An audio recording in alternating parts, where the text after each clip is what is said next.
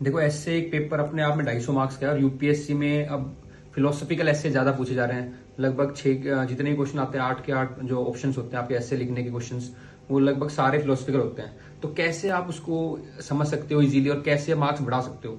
तो सबसे पहली बात है, कई बार टॉपिक हमें समझ में नहीं आता है एक साथ पढ़ते तो क्या करो, टॉपिक को ब्रेक करो, अलग अलग ब्रेक करो, पढ़ो उसको 2-3 बार, उसको डिफरेंट डिफरेंट सेगमेंट्स में ब्रेक कर लो।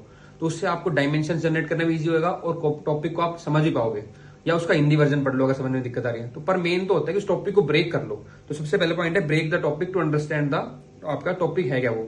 उसके क्योंकि अगर आप टॉपिक ही नहीं समझोगे तो आपके बिलो एवरेज मार्क्स आ जाएंगे, वो दिक्कत है। टॉपिक को समझना बहुत जरूरी है और जो टॉपिक आपको समझ में आ रहा है वही आपको लिखना है, ये बात ध्यान रखनी है। दूसरा, reinforce the topic. Her paragraph में आपको टॉपिक की झलक आनी चाहिए। सर को बताओ कि भाई मैं इस टॉपिक के आसपास ही लिख रहा हूं जो आपने पूछा। तो reinforce the topic in each paragraph.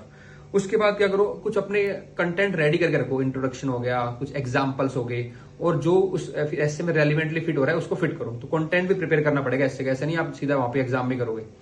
उसके बाद क्या करना है आपको, जो भी डिफरेंट रेलिवेंट एग्जांपल्स है उससे यूज करो। एग्जांपल यूज करने से थोड़ा ऐसे रियलिस्टिक बनता है, ठीक है। उसके बाद आपकी जो डायमेंशन है वो डाइवर्सिफाइड होनी चाहिए। मान लो एक ऐसे है, उसके अंदर आपको 5 से 7 डायमेंशन जनरेट करनी है और हर एक डायमेंशन अलग होनी चाहिए। ये नहीं एक ही तरीके के आप डायमेंशन लोग करते हैं लेकिन वो डाइवर्सिफाई नहीं करते। डायमेंशन को डाइवर्सिफाई करो। अब कैसे आप डिफरेंट डायमेंशन जनरेट कर सकते हो? कुछ तो आप फिलोसफिकल यूज कर सकते हो, जो बुद्धा की फिलोसफी होगी, गांधी की फिलोसफी होगी, तो कुछ तो फिलोसफी प्रिपेयर कर लो, ठीक है। उसके बाद कुछ वनरेबल सेक्शंस हो गए, कभी आप उनका यूज कर सकते हो। भाई ओल्ड एज के लिए क्या है, विमेन के लिए क्या है, चिल्ड्रन के लिए क्या है, ट्राइबल्स के है, तो वनरेबल सेक्शन एक थीम होगी।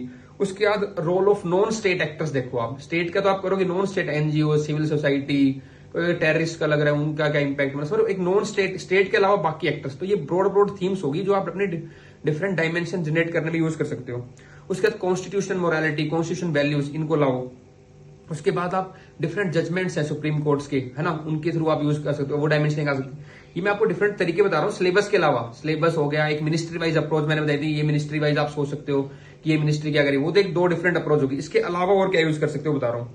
डिफरेंट वैल्यूज हो गए, जैसे कॉन्स्टिट्यूशनलिज्म तो मैंने बता दिया, वेस्टर्नाइजेशन हो गया, एक मॉडर्नाइजेशन हो गया, ये वैल्यूज है डिफरेंट। ट्रेडिशनल वैल्यूज हो गई, तो एक वैल्यू वाला सिस्टम आ गया। उसके बाद करंट के एग्जांपल जरूर यूज करो कि इस टाइम में करंट में क्या हो रहा है इस टॉपिक से रिलेटेड, वो आप यूज कर सकते हो, ठीक है। सस्टेनेबल डेवलपमेंट गोल यूज कर सकते हो। एनवायरमेंट वर्सेस डेवलपमेंट का इंपैक्ट दिखा सकते हो ऐसे में अगर रिलेट हो रहा है तो।